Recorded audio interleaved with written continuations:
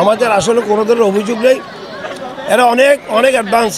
আমার টিমটা আমাদের চেয়ে বিশেষ করে ঢাকার প্লেয়ার 8-10 জন আমাদের তো স্থানীয় প্লেয়ার সবাই আমরা, এবং অনূর্ধ্ব-17 অনূর্ধ্ব-19 দলের প্লেয়ার। তো আশা করি আমাদের টিমটা আগামী বছর আমরা আরও একটু শক্ত করার জন্য চিন্তা ভাবনা করবো।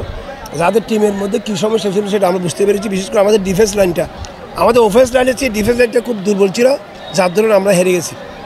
ডিফেন্স লাইন যদি আরেকটু শক্ত থাকলে, একটু যদি আরেকটু মজবুত থাকতো, তাহলে আমরা অবশ্যই উইন করতাম। রেড কার্ড নিয়ে আমাদের অভিযোগ মানে হচ্ছে আসলে আমাদের রেফারি মহম্মদ, উনি একটা সিনিয়র প্লেয়ার, পলাশ আমাদের জুনিয়র ভাই খেলোয়াড় ছিল। প্রথমে আসলে উনি রেফারি বুঝতে পারেন না, উনি যে আগে একটা হলুদ কার্ড ছিল, উনি আসলে মনে হয় এটা বুঝতে পারে নাই না, এটা রেড কার্ড হওয়ার যোগ্য নয়।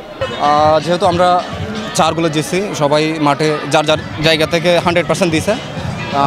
আমরা আশা করছি সেমিফাইনাল ম্যাচে এর থেকেও ভালো করে ভালো পারফরমেন্স করে আমরা জিতব। আমরা মোটামুটি ওভারঅল সব কিছু সবাই প্রায় 10 থেকে 12 দিন মতো আমরা ট্রেনিং করছি একসাথে।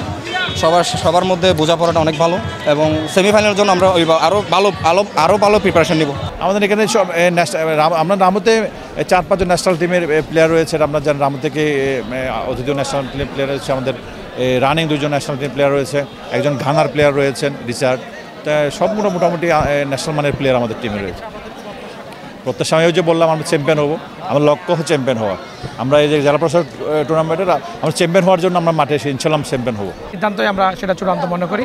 এরপরে যদি কোনো দল যদি অভিযোগ করে, সেই অভিযোগের প্রেক্ষিতে আমরা আমাদের টিম আছে, সেই টিম সেটা সিদ্ধান্ত নিয়ে পরবর্তীতে আমরা তাদের আলোচনা করে সেই সিদ্ধান্তটা জানিয়ে সিদ্ধান্তই আমরা সেটা চূড়ান্ত মনে করি।